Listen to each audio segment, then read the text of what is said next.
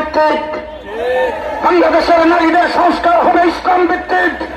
বিসমিল্লাহির রহমানির রহিম। কেন্দ্রীয় ঢাকা মহানগর নেতৃবৃন্দ, সমবেত সাথী ও বন্ধুগণ, গত 15 বছর পর্যন্ত লড়াইয়ের মাঠে আমরা ছিলাম। গত 15 বছর ফ্যাসিস্ট সরকারের বিরুদ্ধে রক্ত আমরা জড়িয়েছি। ডক্টর ইউনূস সাহেব, ফ্যাসিস্ট সরকারের নির্যাতনের শিকার আপনি হয়েছেন, কিন্তু আপনি রাস্তায় রক্ত দেন নাই। আমরা আপনাকে শ্রদ্ধার সাথে অন্তর্বর্তীকালীন সরকারের প্রধান বানিয়েছি। আমাদের রক্তের উপরে দাঁড়ায় আপনি অন্তর্বর্তীকালীন সরকারের প্রধান হয়েছেন, কিন্তু আজকে প্রমাণিত হয়েছে আপনার সরকার ব্যর্থ। তার কারণ হল, আমার মনে হচ্ছে কোন গোয়েন্দা আপনার কাছে কোন রিপোর্ট পৌঁছায় না। গত 2013 সালের 4 তারিখ দিবাগত রাত্রে ডিজিএফআই, এনএসআই সহ পুলিশ, আর্মি আমার সঙ্গে বৈঠকে বসেছিলেন। সেই বৈঠকে তারা বলেছিলেন আগামীকাল 70 থেকে 75 লক্ষ মানুষ আপনাদের সমাবেশে আগমন করবে। ডক্টর ইউনূস সাহেব ওই দিন রাত্রে শেখ হাসিনা আমাকে ডাকছিলেন কথা বলার জন্য, আমি তার ডাকে সাড়া দেই নাই। কিন্তু আজকে আমার মনে হয় গোয়েন্দার আপনার কাছে রিপোর্ট পৌঁছায় নাই। আগামীকাল শনিবার ঢাকা হেফাজতের ডাকে অচল হয়ে যাবে, অচল হয়ে যাবে।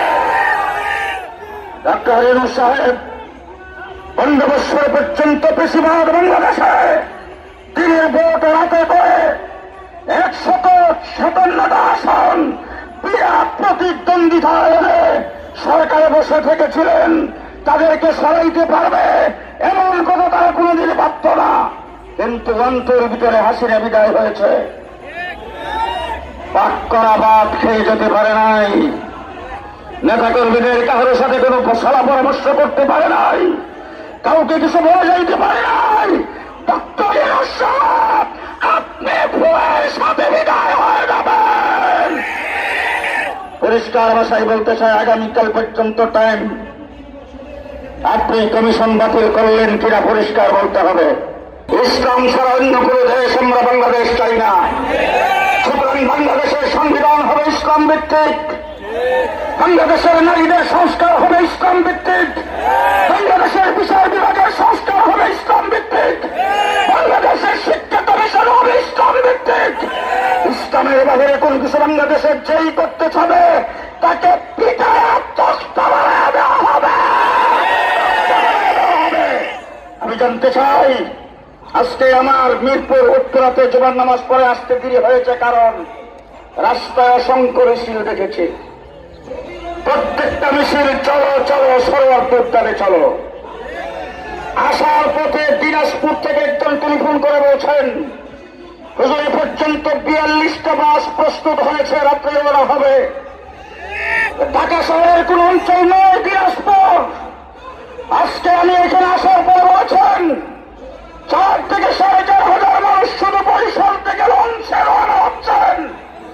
গোটা বাংলাদেশ কালকে একত্রিত হবে। সেই মাঠ থেকে আমরা আগামী দিনের কর্মসূচি ঘোষণা করব। কর্মসূচি মুখে আসার আগে ডক্টর ইউনূস সাহেব আপনার প্রেস নোট চাই। জাতিকে নিয়ে কি ভাবছেন আপনি পরিষ্কার জাতির সামনে পরিষ্কার করতে হবে। আমরা আপনাকে সহযোগিতা করে ক্ষমতায় রেখেছি। নতুবা আওয়ামী লীগ বেশিরভাগ শক্তি ভারতের সহযোগিতায় আপনাকে পানি দিয়ে গিলে ফেলত, সেটা আমাদের কারণে করতে পারে নাই। আজকে আপনার নারী কমিশন যাদেরকে আপনি দায়িত্ব দিয়েছেন তারা বাংলাদেশের মুসলিম নারীদের প্রতিনিধিত্ব করে না, তারা পেশারের কন্ট্রাক্টর, তারা তসলিমা নাসরিনের ফুটানো বাচ্চা। সুতরাং তসলিমা বাংলাদেশে থাকতে পারেন, তারাও থাকতে পারবে না।